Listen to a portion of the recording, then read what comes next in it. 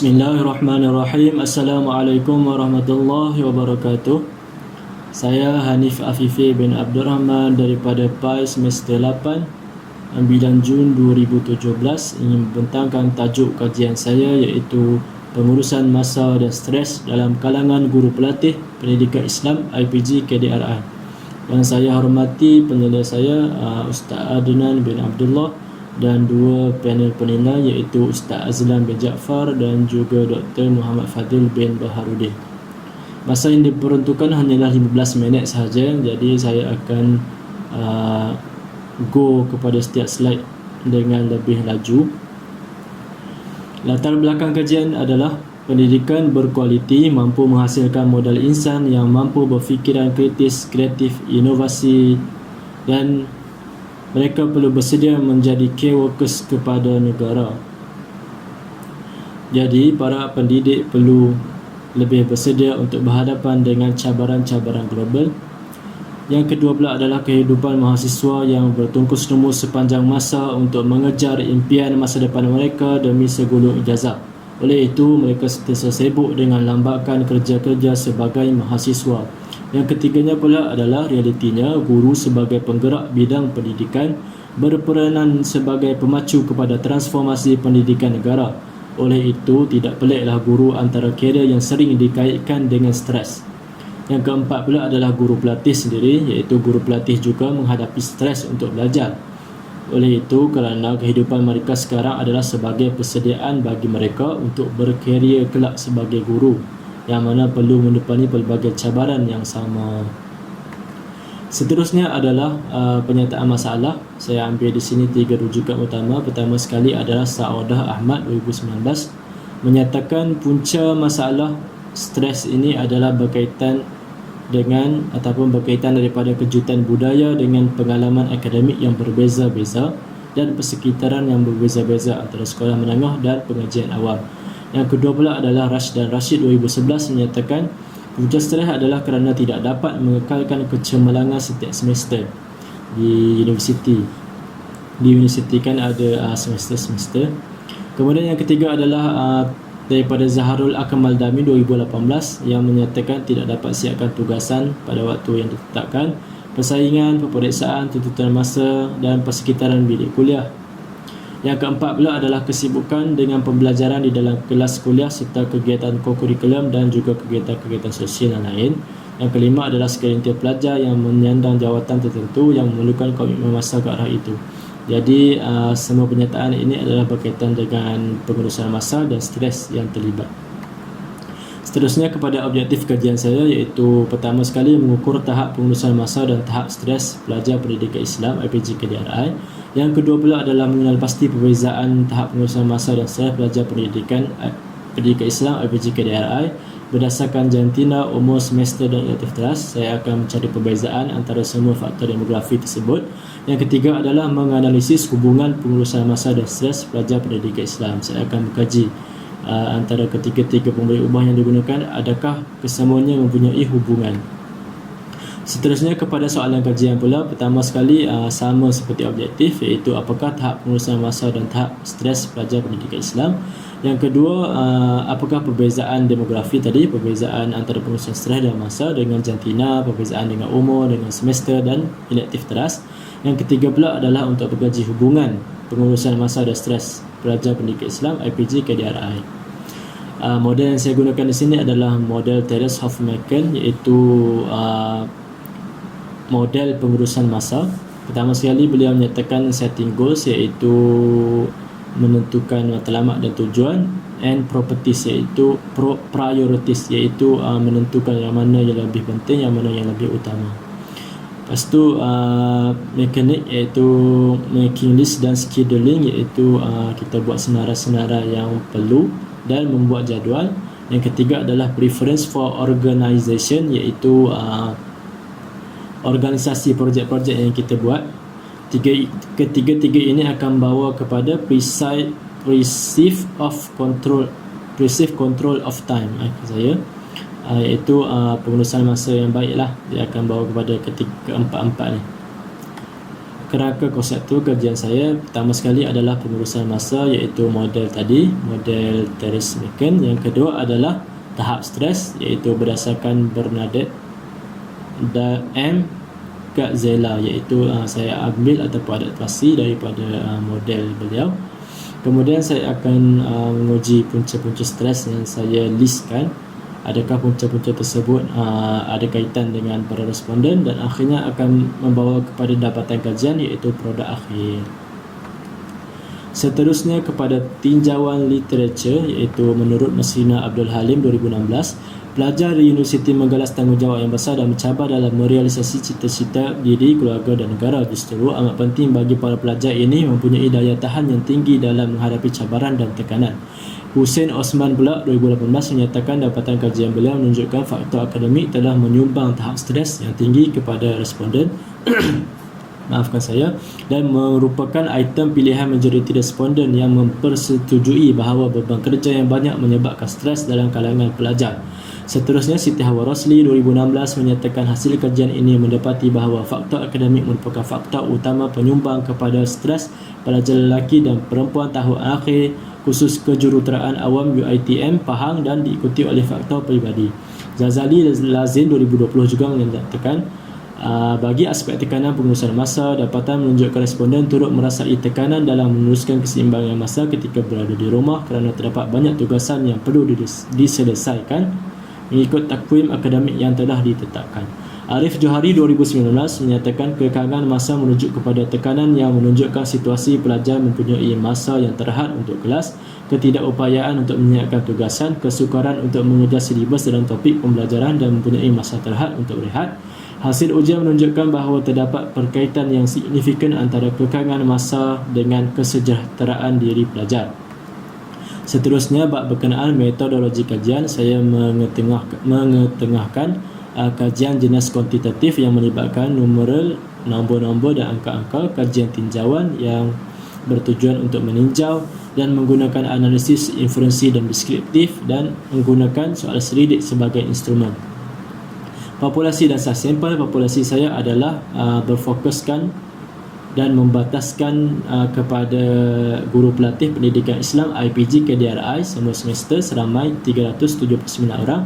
Sampel pilihan saya adalah sampel berdasarkan jadual Krejci dan Morgan 1942, iaitu sebanyak 191 orang sahaja guru pendidikan Islam di IPG KDRI. Jenis sampel pula adalah saya menggunakan sampel rawat mudah kerana semua sampel mempunyai peluang dan ciri yang sama untuk dinilai dalam kajian saya. Seterusnya, kepada instrumen yang saya gunakan berdasarkan dua model tadi, iaitu saya menggunakan skala Likert yang mempunyai 5 skala, tidak pernah, jarang-jarang, kadang-kadang, kerap dan sangat kerap. Begitu juga dengan inventory stress yang menggunakan 5 skala juga. Bilangan item pada pengurusan masa ini adalah 18 item, dan untuk inventory stress adalah 20 item. Ini adalah sumber Terence McKen tadi dengan Bernadette Gatzella. Seterusnya, pengumpulan data kuantitatif. Pembinaan item telah saya bina dengan menggunakan dua teori tadi, iaitu mengkaji dua pemboleh ubah utama dan menggunakan Google Form untuk menyebarkan soal selidik. Dan saya telah pun melepasi proses kesahan dengan melalui 3 jenis pakar, iaitu pakar bahasa, pakar bidang dan pakar keseluruhan. Jadi saya melantik 5 orang pakar yang telah bersetuju untuk menjalani proses kesahan sebelum saya mengedarkan soal selidik. Kemudian saya mencari ataupun menyebarkan soal selidik kepada 50 orang responden berskala kecil untuk menepati ataupun menilai proses keboleh percayaan saya, iaitu melalui analisis alpha Cronbach. Seterusnya adalah kepada kajian sebenar yang saya tebarkan, dan saya akan menggunakan beberapa analisis berikut. Okey, di sini adalah nilai alpha Cronbach saya. Interpretasi alpha Cronbach adalah seperti berikut. Bawah daripada 0.6 bermaksud rendah, 0.6 hingga 0.8 boleh diterima, dan 0.8 ke atas adalah dianggap baik. Jadi di sini konstruk B saya yang mengandungi 18 item berkenaan pengurusan masa mempunyai 0.875 nilai alpha combust. Yang kedua pula adalah tahap stres kontraksi saya. Bilangan item mempunyai 20 item dengan nilai alpha combust 0.925, dan punca stres pula untuk konstruk D mempunyai 16 item, mempunyai alpha combust 0.916, yang menyatakan semua adalah baik. Kemudian untuk ujian normaliti ataupun ujian kepencongan data, iaitu nilai skewness dan kurtosis, iaitu julat yang baik adalah daripada -1 hingga 1. Jadi di sini semua saya mendapat dalam julat. Konstruk B, konstruk C dan konstruk D semua masih dalam julat. Kemudian dapatan analisis demografi, saya berjaya mendapat responden seramai 201 orang. Di sini saya dapati jantina lelaki mewakili 55 orang dengan 27.4%, perempuan pula sebanyak ini. Kemudian umur pula saya bahagi kepada 3 skala, iaitu 19 hingga 20, 21, 22, 23, 24. Masing-masing mewakili bilangan 201 dan peratus tersendiri. Di semester pula, semester 8 sebanyak 9.5, semester 4 18.4, semester 2 PPI SMP 28.3. Untuk elektif teras pula adalah bahasa Melayu sebanyak 2.5%, bahasa Arab adalah majoriti kerana kebanyakan daripada responden semua memiliki elektif bahasa Arab, dan minoriti adalah sejarah, pendidikan jasmani, pendidikan muzik dan sebagainya. Okey, antara tahap pemboleh ubah pula yang saya dapati, pengurusan masa guru pelatih pada tahap yang tinggi dengan nilai min 3.8941. Tahap stres guru pelatih pula pada tahap sederhana 2.5530. Punca stres guru pelatih pula pada tahap sederhana iaitu 3.0721. Seterusnya perbezaan pemboleh ubah mengikut demografi antara jantina dengan pengurusan masa guru pelatih menggunakan ujian T. Saya mendapati perbezaan signifikan di sini tidaklah mencapai, iaitu 0.754, darjah kebebasan 199 dan nilai ujian T hanyalah 0.131. Signifikan yang kita mencari perbezaannya adalah 0.005 ke bawah. Jadi stres guru pelatih antara jantina pula menunjukkan signifikan yang tidak sampai, dan punca stres dengan jantina pula menunjukkan nilai signifikan yang tidak sampai. Maksud dari sini kesemua jenis pemboleh ubah dan jantina tidaklah menunjukkan perbezaan yang begitu signifikan. Seterusnya pula adalah perbezaan pemboleh ubah demografi. Di sini kita akan menilai nilai signifikannya. Di sini pengurusan masa guru pelatih dengan umur menunjukkan nilai signifikan yang juga tidak sampai. Stres guru pelatih juga tidak sampai, 0.786.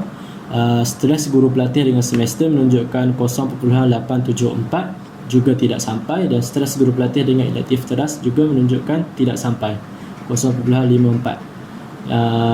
Yang kita cari di sini adalah 0.005 ke bawah.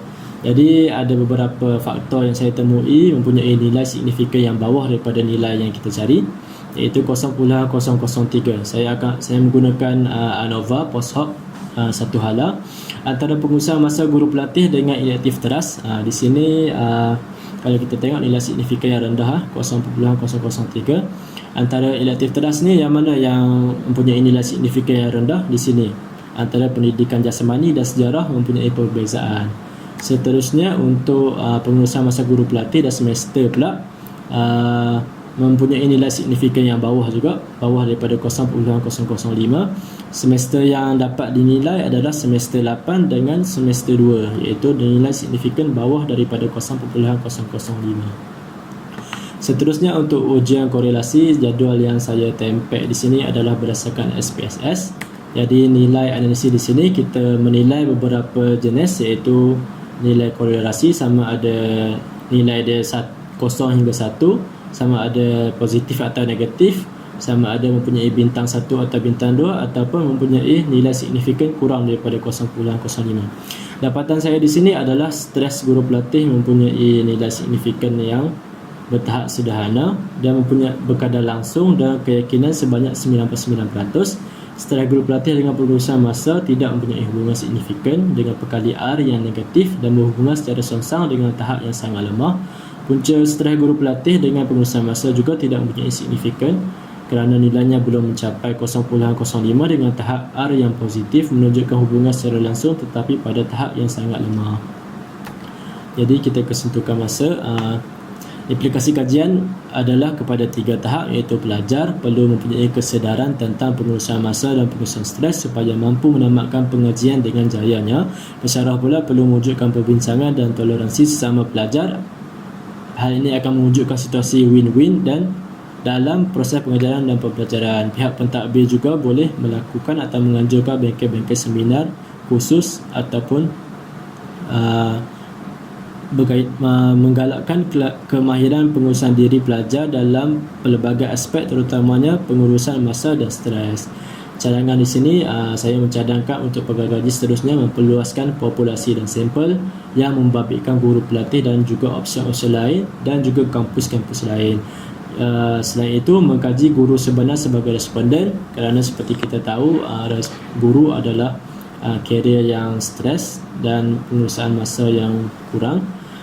Kemudian untuk mencari faktor secara lebih tertumpu, kalau pada kajian saya di sini saya meletakkan faktor-faktor secara satu senarai dan saya akan mengkajilah mana yang tidak kan. Jadi saya mencadang untuk pengkaji seterusnya mengkaji secara lebih bertumpu satu-satu faktor tersebut. Kemudian reka bentuk kajian pula menggunakan kaedah mixed method, iaitu untuk mendapat kajian yang lebih telus, objektif dan lebih mencapai. Setakat itu saja perkongsian saya untuk kali ini. Sekian, terima kasih. Assalamualaikum warahmatullahi wabarakatuh.